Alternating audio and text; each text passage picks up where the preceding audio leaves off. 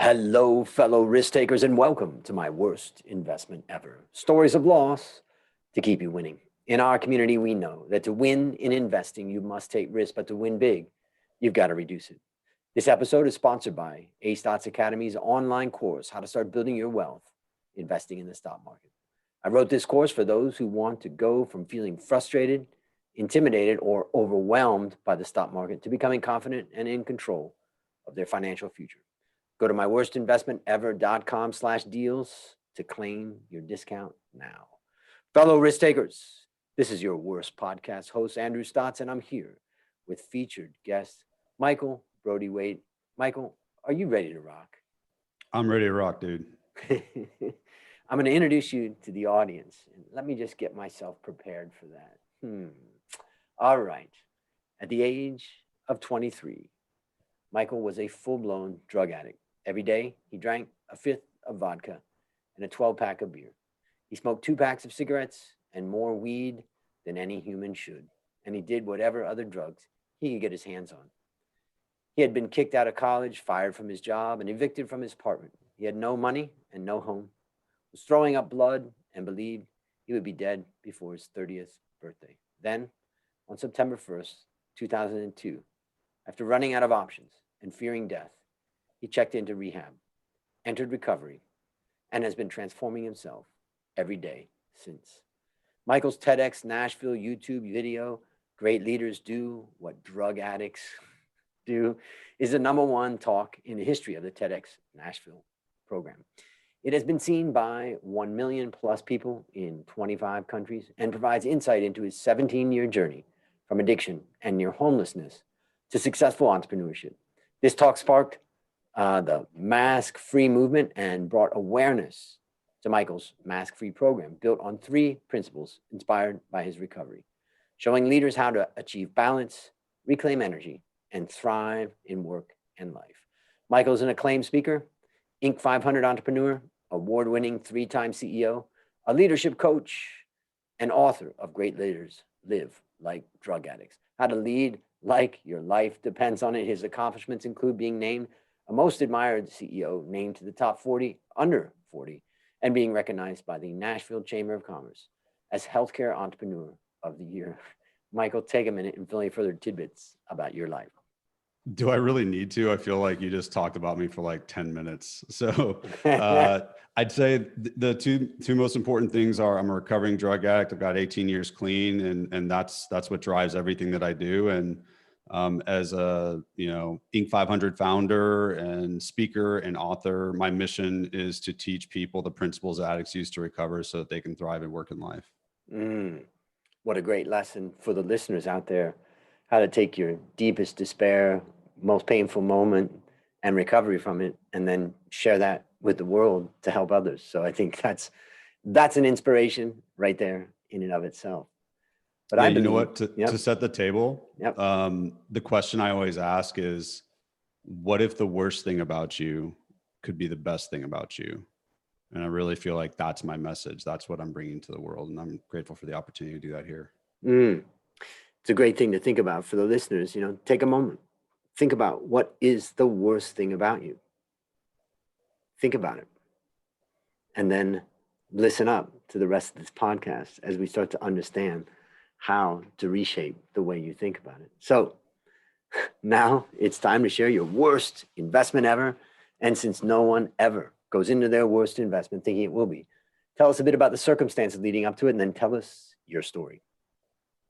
Yeah. So as a recovering drug addict, I'm no stranger to risk. It took a lot of risks to stay high. It was a risk to get clean. And I worked my way up the Fortune 50 ladder at a company called Dell for 8 years. Got 8 promotions in 8 years. I got to stay clean. I figured out how to do this thing called life. I never thought I'd live past 30. I got to 30 years old and I always wanted to be an entrepreneur. And so at the height of the recession in the US, I decided to max out my credit card, drain my 401k, and blow my savings on starting a company called In Quicker. And our mission was to let patients schedule appointments online. At the time in the States, 99% of healthcare appointments were made over the phone. And everybody was like, how do we increase access to healthcare? I'm like, well, dude, if I can schedule an appointment for my cat, my car, and my hair online 24/7, why the heck can't I do that to take care of my body? So boom, bootstrapped the company. I had a partner parallel to I started that company with my partner a year after I got married. And the success that we had being bootstrapped as a healthcare company was phenomenal. We ended up being an Inc. 500 company. We grew 20,000% in 6 years. And so the investment that I made during that time was I invested in hiding my greatest weaknesses. I'd gotten really good at telling people that I was a recovering drug addict. But when I started being recognized as a successful CEO, as a business leader that theoretically accomplished A, B, and C, it'd be in the art, in the news, and we'd have all these accomplishments and we get these big marquee clients.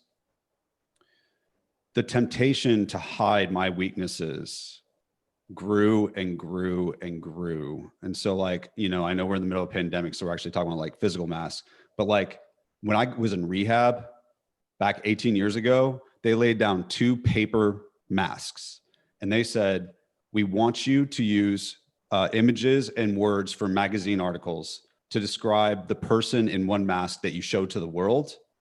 And we want you to use these resources to create a mask that represents who you really think you are. And so of course the mask I showed the world, I'm a drug addict that's homeless, but I do Ferraris and George Clooney and all this kind of stuff. And then the one around how I feel about myself, starkly different. And so I think not everybody can relate to the worst thing about them being a drug addict, but everybody can relate to having this thing that they think is the worst thing about them that they don't want to share. And so I'd gotten good at sharing the addiction, but I was really bad at sharing when I was truly tested in my struggle to be a great leader. And so in 2014, or 2013 actually is when I started, and Quicker's blowing up. And I got blindsided by my 2 most important relationships in my life. My business partner decided that he wanted to take my equity away and tried to get me unseated as CEO of our company. And at the same time, my wife, I kept catching in lie after lie, and she wanted to file for divorce. And the problem is that while I've gotten really good at admitting that I was a drug addict, I was really bad at admitting how much I was failing in trying to navigate both of these issues. And the worst thing was they were playing off of each other. So she wanted a piece of the company, and he was using the fact that I was going through a divorce, threatening to sell if I didn't agree to give up my equity, because he knew that I believed we would have long-term value in the company. And so for a period of time at the company, I wasn't around. All of a sudden, this vivacious leader that really cared about his people was there and all this stuff. Like, dude, I was gone because I didn't know how to face my team. And when I did show up, I'd be in these meetings, and I would put this mask on, pretending that everything's okay, because that's what the CEO of an Inc. 500 company does. Meanwhile, at home, if you were to watch my wife and I, we're 2 opposite ends of the house. We're living completely separate lives. I'm in tremendous pain. And I feel like, man, I got myself into this mess, and I'm the only one that can get myself out. And so my greatest investment at that time was to do something that is really what kept me high. And that was hide my weaknesses. And so I did. And I ended up in a situation where one cold day in November of 2013, I go to my wife's lawyer's office to sign a marital dissolution agreement that we had agreed on. She kept trying to take a large part of my equity in the company. And I had successfully been able to convince her to let me buy her out so I could keep the equity in the company. Meanwhile, I'm negotiating with my partner on him trying to take the equity that my wife is fighting for. I go sign this marital dissolution agreement, and I had an anti-dilution clause in my contract. And so I called my partner's bluff. And so my appointment after I signed that marital dissolution agreement was to go across the street to meet with a bunch of investment bankers to put the company up for sale. And I didn't know if we actually meant it. Like, going there, I knew we meant the divorce. I didn't know if we meant that we were really going to sell the company, I thought I was just calling his bluff. And I hadn't asked for help and I hadn't done anything that I learned in recovery. And we show up in the investment bankers and he just starts signing the paperwork. And I'm like, oh my God, we're selling the company. And then I asked the investment banker what he thought the company was worth. The number that he gave me was 600% higher than the value we had used in the marital dissolution agreement that I had signed 2 hours prior to that meeting. And so while I should be excited that my company's worth 6 times more, I wasn't in it for the money. I wanted to keep it forever. And that's why he was threatening to sell it. And also, without knowing, I had just screwed my ex-wife. And so I sat there and I'm like, what do I do? And it felt very familiar to when I hit my bottom as a drug addict, like just completely powerless and not knowing what to do, and my weakness just completely holding me back in life. And so I'm a member of a 12-step program. And so for the wife stuff, I went to my sponsor and to my friend and said, what do I do? And I'm also a member of EO, a worldwide organization for entrepreneurs. And I went to my EO forum. I said, what do I do? And it was so painful because I had to admit that I sucked. And I had to admit that I had no clue. And I had gotten so accustomed to being this guy that knew what he was doing and people trusted and respected. And here I was, a fraud, someone not worthy of their respect. And, you know, I mean, I just think that all of us walk around with these things that we're so scared to share. But I'll tell you the power of sharing that stuff, sharing your weaknesses, taking the mask off. This is what I teach people to do now professionally, how they take the mask off at work and at home. It was so freeing and so scary. But just as a business person, mathematically, it exponentially increased my opportunities for resolving these situations. And I was a complete idiot for not doing it. And because I waited like 18 months to do it, I ended up having to sell the company. I ended up going through a divorce. Now, the one thing I did was, because I realized I've been investing in the mask, I chose to take them off. So when I found out that the company was worth 600%, I did the thing that everybody said I shouldn't do. And I went to my ex-wife and I said, you probably want to renegotiate this MDA. And that decision cost me $1 million. And it's the best $1 million that I ever spent. As a drug addict, it's hard for me even to relate to having $1 million. Like, I was out on the street, I didn't have anything. But what I got was priceless. And now that story's in my book. It's the last chapter in my book, and there's a lot more in it. But I use that story to illustrate, along with other stories, the power of leading yourself and taking your mask off and sharing your weaknesses. And so when I shared my weaknesses to my recovery friends, they helped me use the 12-step principles to navigate my way through what I needed to do with my wife. And what I learned was I needed to do the next right thing, no matter the consequences. I needed to surrender the outcome. And then when I talked to my EO Forum friends, they actually gave me some advice on how to manage the situation with my partner so that we could use the process of selling the company to help him understand what a big mistake he had made. And so they gave me specific tactics that I used. And then he ended up apologizing to me at the end and not taking my equity. But investing in that mask meant that I divorced the 2 things that mattered most to me in 2014. And I had to start with a completely blank slate. Now, what I'll say is it ended up being, you know, thing that most, I think, entrepreneurs do and that most recovering addicts do is we turn crap into fertilizer. And I had a lot of crap. And so I got a lot of fertilizer on the back end of that deal. But investing in the mask is something I've assessed 2,000 leaders. 90% of leaders are hiding themselves behind a mask, and it's hurting companies. It's hurting teams. It's hurting people. And I still wear them sometimes to this day, man. But hiding that weakness really, really killed me. And it made me lose the 2 things that I wanted to keep. Well, that's what this show is all about too, because we break through that mask and we just talk about our worst investment and then what we learned from it. So let's go through how would you summarize what you learned from that experience? So I'll give you some context to this. When people talk about drug addicts, it's usually a tremendous stigma, and they're like the lowest of the low. And then when they talk about a recovering addict that is successful, they say, wow, look at that person is successful in spite of being a drug addict. It's really great that you overcame that obstacle and now you're a regular human like the rest of us. Well, my message to anyone that has an addict in their life or is an addict is your addiction is your effing superpower, because it makes you learn 3 principles that give you a leadership superpower. And that is what I used in this story to be able to navigate through it. And that's what I've been using to build my companies and do everything since. And so it's 3 principles. The first one is practice rigorous authenticity. Now, authenticity is a buzzy freaking word. Everybody has check the box authenticity or curated authenticity. Everybody's going to talk about that time they kept it real in front of grandma.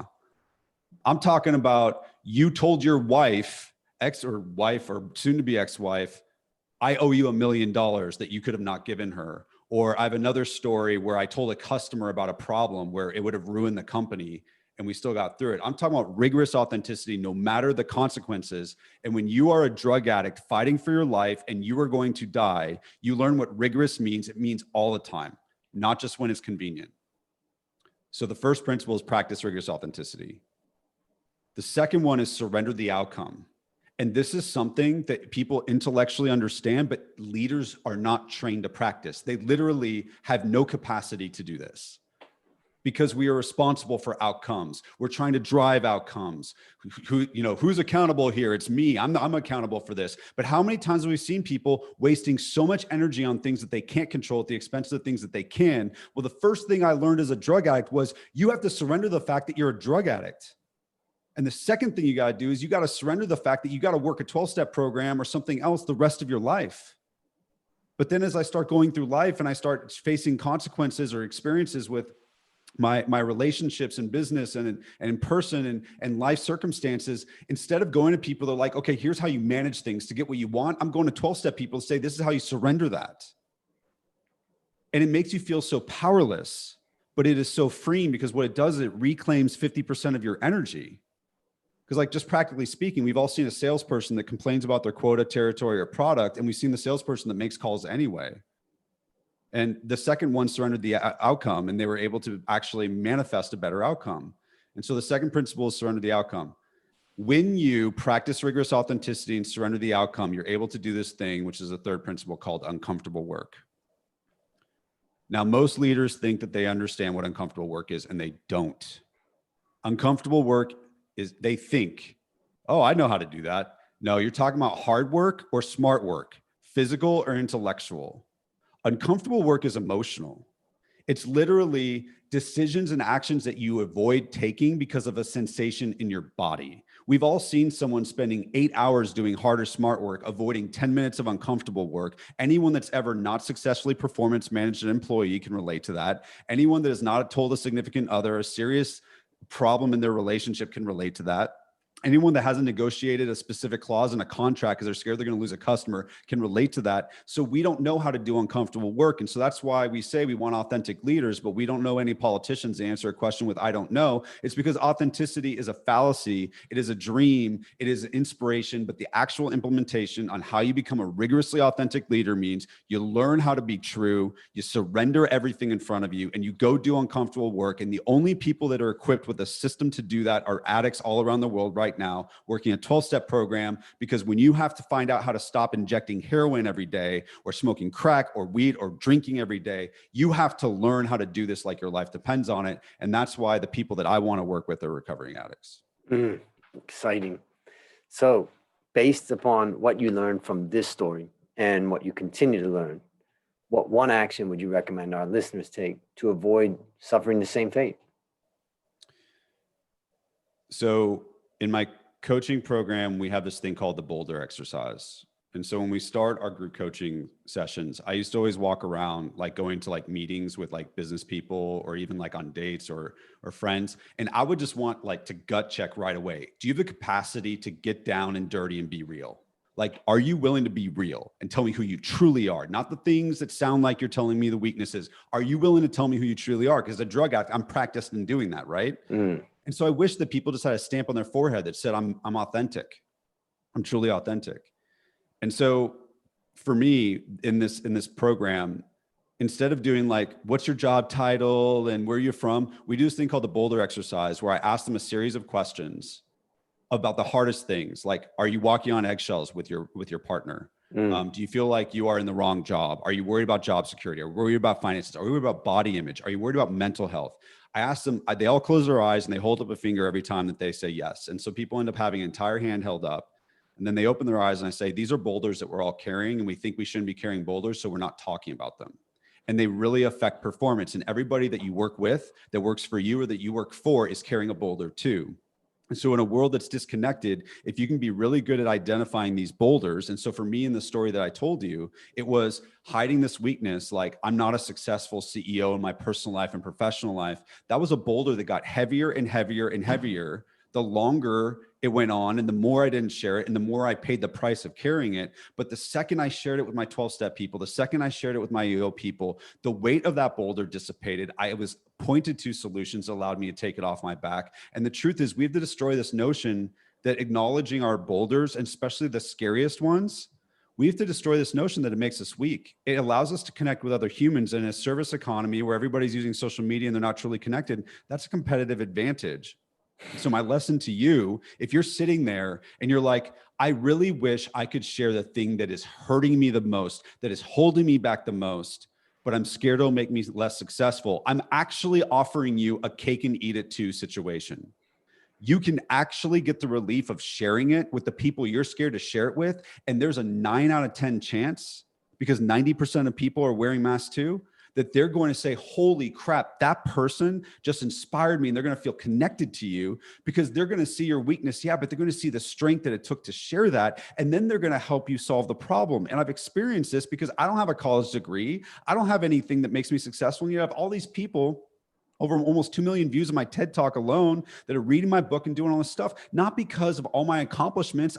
I can bump into a million entrepreneurs that have an Inc. 500 trophy somewhere. It's because I have the capacity to lead myself by owning my weaknesses and sharing them. And that inspires them not as leaders, but as humans. And that gives me the ability to connect with them in a way that's not possible. So if you're suffering right now, the worst thing about you can be the best thing about you. Beautiful. Well, let me summarize a few I'm not things. passionate about this, by the way, at all. Yes, I didn't. I noticed that. Thank you for bringing the energy. Yes, sir. I'll say a few things. First of all, I mean, our story, we have some things in common. The first paragraph of your bio reads quite similar to my life. And 38 years ago, in 1982, I entered rehab. So I didn't know that. Yeah, I'm also in a 12-step program, probably the same one. And my brother. Yeah, and I've had 38 years of uninterrupted sobriety. And, I think what's interesting about it, I give a lecture. I do a lecture in finance about ethics, but I give a little bonus. I say, I'm going to teach you how to get out of trouble. And, what I say is, and it comes a lot from the 12-step programs, but, I say, first thing you have to do is admit that you've made a mistake, or, actually, even before that, what I say is you've got to be aware of the surroundings. Yep. And aware of what people are doing, particularly in any space, be aware of what's going on. Then if you then look at it, then you admit to yourself and maybe to one other person, and you admit that this is what I did wrong. And then the next thing you would do is you apologize. And as I learned many years ago, apologies are very simple, and apologies are ultimately for you, not for the person you're apologizing to. And it's just, I was wrong, I am sorry. With no ifs, ands, or buts. Two of the hardest things to say in the world. Definitely. And then the last A, it's 4 A's, right? So we're aware, we admit, we apologize. And the fourth one, which also comes from, what I've learned from the 12-step program, is amend. And that is, that's a hard one, because I think a lot of people feel like I've said my apology. What more do they want? Well, actually, if you're apologizing, it means that you damaged someone, something. And some people say to me, well, I caused $1 million of damage. What am I supposed to do? Pay it back? I don't have that money. I said, you need to go with sincerity and say, I'm going to make amends for this. And I don't have $1,000,000, but I can make a payment of $500 a month, and I'll do that as long as I, can, if I can increase it. And someday I'm going to be able to pay this off. And I think the thing that it brings is liberation. Yep. In 12-step programs, it teaches us that, we will not regret the past, nor wish to shut the door on it. In other words, we no longer live with regret. We can actually clean up every mess that we make by applying some of these principles, the ones that you've talked about: authenticity, surrender, and uncomfortable work, and what I've just discussed. So oftentimes, as a recovering addict and alcoholic myself, I'm surrounded by people that also, work the 12-step programs. And basically, we oftentimes look at ourselves and think, wow, how lucky are we? Because we have a blueprint. We have these 12 steps. And yes. And that helps me. And a lot of times during the COVID crisis, and of course, you don't have to be an addict. You don't have to go down as low as many obstinate addicts like myself, as an example. But there are many great principles. And, one of them is surrender, let go. And when the COVID crisis happened, so many pressures are on for business people like myself and others, and everybody's under pressure, that, it brought me to my knees. And I haven't been on my knees to pray in a long time. And I just realized, just let it go, surrender, it's going to be okay. And those things help me get through what has been, obviously very difficult. And I know the reality is there's a lot of people listening that are going through the pain, and they don't necessarily have a way out. And so I think today, what you brought to the show gives people a roadmap, and that is, be authentic, and don't be afraid to be authentic, because the reality is, like Michael's explained, everybody else has a mask too. So when you let yours down, you just may find out that you just made a friend for life. The second one is surrender the outcome. You decided to give your ex-wife $1,000,000 because you felt like it was the right thing to do. And, there's many different outcomes that could have come from that, but just let it go and do the next right thing. And finally, in the 12-step programs, there's something called the 12 promises. And it starts off with, if we are painstaking about this phase of our development, we will be amazed before we are halfway through. But I love this word, painstaking. What does it mean? Take pain. Yep. If we are not willing to do the uncomfortable work and take the pain that's necessary to do that uncomfortable work, then we're never going to get a full life, a full happiness, full connection with people. So I think those are some of the things I'd take away from your story. Anything that you would add to that? No, dude, I think you did. I think you did great. But I love what you said about, when we sit down and we look at our friends in recovery, we think we're lucky. And I think a lot of people don't understand that. Like, when I tell people I thank God for my addiction, they're like, oh, you mean your recovery? I'm like, no, my addiction. They're like, what? And I'm like, dude, my addiction gives me two things you don't get. Number one, it means I walk around with a gun pointed at my head the rest of my life that makes me prioritize these principles that actually make my life better. So I have an incentive you don't have. And number two, because addiction is such a big problem, there's millions of people like me out there, and we're all convening those of us in recovery in these meetings where it's no cost to attend other than an hour of your time and a really crappy cup of coffee.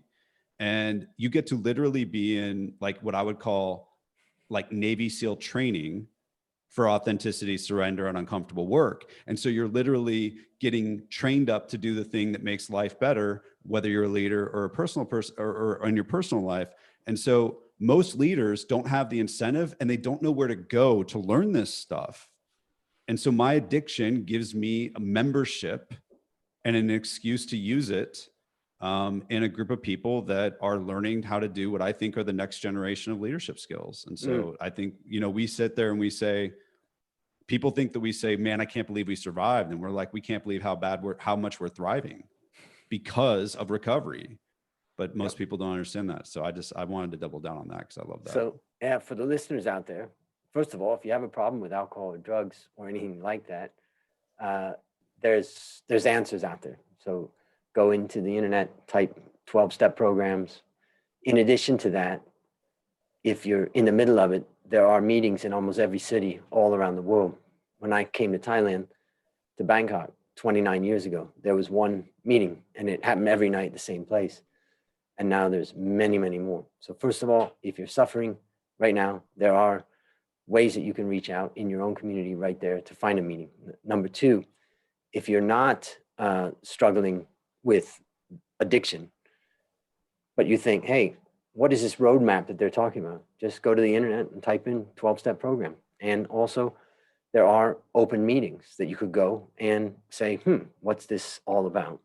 And you could learn more. And of course, if there's a loved one in your life who is suffering, you may want to go and type in 12-step program and find out how you can help yourself. And also maybe you can help that loved one. So a lot of great stuff coming out of it. My last question for you is, what's your number one goal for the next 12 months? So ever since the TED Talk and the book, I essentially teach people a modified version of the intersection of my experience with the 12 steps and my experience as a leader and all the stuff that I've done to develop teams and companies and that kind of stuff. And so I teach the Mastery program that teaches people to be an authentic leader, and they can reclaim 500 hours a year. And for me, it was purpose, not profit. But if I was to like take my mask off here, I'm using a lot of my retirement to fund the initiative. And so 2021 for us is about sustainability, because we have enough people. We have like 800 users in our masteryprogram.com portal. We've got like 100 members that are in the coaching program, and we're seeing it change lives. 128-day action card at a time. We use these action cards to do this. And so now I'm like, wait a second, I have to make this sustainable, because I got employees, I got expenses, I got all this other kind of stuff. And I don't want my children to be robbed of their future just because I was pursuing my passion. So I have to do really uncomfortable work, and I have to actually sell. And I haven't been doing that. And because it feels weird to do that about something that's so personal and all that kind of stuff. So 2021, we have figured out what our product market fit is. We have rabid adopters. All we have to do is literally go out there and say, hey, we think this will help you. And so like, we're going to companies and we do this thing. You would actually like this. So you know what my products are: an intervention, a rehab, sponsorship, and then a program. And so the intervention is a speaking engagement, and the rehab is this one-day rehab where we help a company identify the business cost of inauthenticity in their company, and they walk out with an action plan to do it. And so I've got to go to my friends and other people I know and say, I think this thing truly will change your life, because it changed mine. It will really help you like it's helping the people in my program, but you'll have to pay us money to do it, because we don't, get all of our stuff for free. And that makes me feel like crap. So that's my uncomfortable work, and I have to go do it. And I don't want to, but I'm going to, because I'm built to do uncomfortable work. Beautiful, and great disclosure. I know it's the same thing. I feel the same way. And one thing I have come to realize is that money is a great motivator when you pay a serious amount of money for a product or service. If you ever think about it, for the listeners out there, if you bought a course that cost $10 and you bought a course that cost $1,000, which one are you going to feel the least comfortable putting aside? That one that you spent $1,000 on. So think of it as a measure of commitment. And so anyways, that's I like that. Amazing. I think you and I got some things to talk about, but for right now, I'm going to close this out by saying, listeners, there you have it. Another story of loss to keep you winning. Remember to go to myworstinvestmentever.com/deals to claim your discount on my How to Start Building Your Wealth Investing in the Stock Market course. And as we conclude, Michael, I want to thank you again for coming on the show. And on behalf of A Stotts Academy, I hereby award you alumni status for turning your worst investment ever into your best teaching moment. Do you have any parting words for the audience? No, but if you're either affected by addiction or affected by hiding your weaknesses, go to michaelbrody-waite.com and send me a message. I look at all of them. So I would love to hear from you. Beautiful. And for the audience out there, I mentioned a few different ways that you could reach out. And I said, if you're not an addict or something like that, and you want to tap into this 12-step program, what better way than to go to Michael's website, which I'll also include in the show notes. So that's a wrap on another great story to help us create, grow, and most importantly, protect our well fellow risk takers. This is your worst podcast host, undisputed Andrew Stotts, saying, I'll see you on the upside.